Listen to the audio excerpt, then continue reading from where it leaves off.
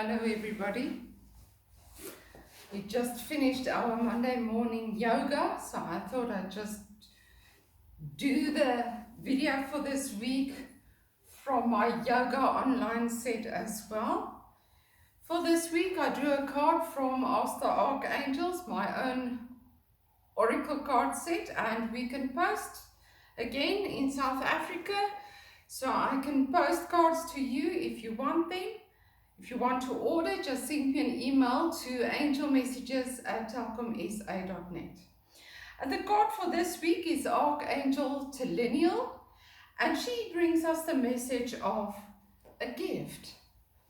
And this week is all about inspiration and receiving inspiration in new ways to use your time as well. So this week is also to realize that you are a gift to this world. You chose to incarnate at this time because you have something to offer and you have something to give. So be open to new ideas of creativity. Maybe you are getting ready to do a new project, something that you've been putting off maybe for a long time or didn't make sense. Last week we also went through that feeling of, oh, maybe I'm not worthy, maybe I'm not good enough. It was really to bring yourself back to, but I'm doing the best I can with what I have right now and with where I am in my life and my age and everything, your progression as a soul. And this week is about bringing that energy together and saying, but sure, I can do this, I want to do this, and allowing that inspiration to flow. Every artist knows that you can't force inspiration. You might have an idea, but unless that idea falls on you today and you feel it's the right day to start, it won't help to force. So remember, we're still in surrender and trust, but you also need to trust when you feel inspired. And don't allow that negative mindset or voice to tell you you can't. So this week is also about focusing on time, where you feel there's not enough time for something, where you feel you maybe in lockdown have too much time and you don't know how to spend it, you're feeling frustrated and irritated.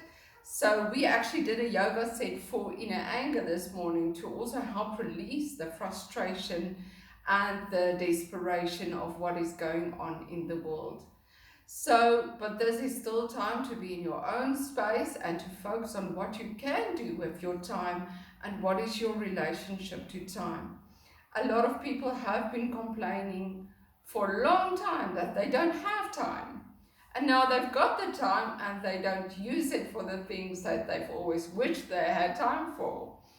And this Mother's Day also displayed to us yesterday here in South Africa how we relate to the people around us, how we take for granted that normality of being able to visit your mother or the important women in your life and your kids. And it's really just a reassessment of what we are grateful for, what we can achieve, and how we can creatively spend a Mother's Day away from the people that we love and nurture in our lives.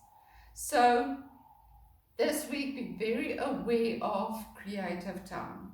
Don't worry about if there's not enough work coming in this week, not enough clients, whatever. Trust the universe that this time has been set aside for you to get creative, to get inspired, and to notice what you need to do. So I've had one of those creative insights, and I've uploaded my book, My Naked Soul, Exploring the True Self, to Amazon. It should be ready to buy internationally in about a day or so. I think maybe today or tomorrow. This is a journal, a daily journal to help you living mindfully and to return to joy, to notice how you don't choose joy for yourself and what you spend your time and your mind and your ideas on instead of focusing on the self. Remember, this is a week to just be joyful. Do anything that makes you happy. Spend time in your garden. Lots of people are returning to their garden because they are bored. It's a very good way to nurture yourself, to realign yourself with nature and with the cosmic energy that's happening right now Just be present, be aware, and be good to yourself. Nothing more needs to happen. You can also just look at your habits, your eating habits. It's a good time to start with new habits again. Or maybe you did start in the beginning of lockdown and you lost your way a bit. So it's a time to reinvent yourself, to decide again to eat healthily or to exercise more, or just to get yourself into a new way of thinking, new habits to inspire you into feeling good about who you are and what you are bringing to the earth at this stage. I just want to show you a mudra that you can practice, and like I explained in the online yoga, is whatever you do for 21 days consecutively, you retrain your mind. So if you want to stop eating sugar, try it for 21 days and you will change the habit.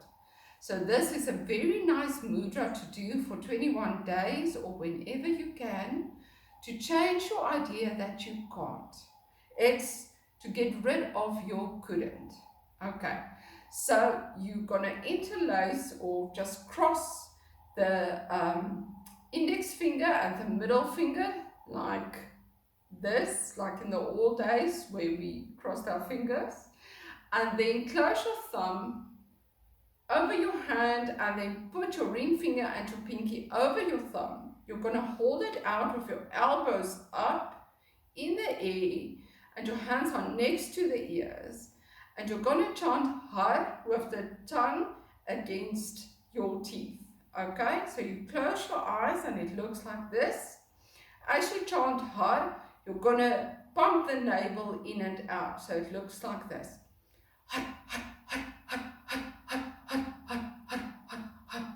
So we did that for 5 minutes this morning.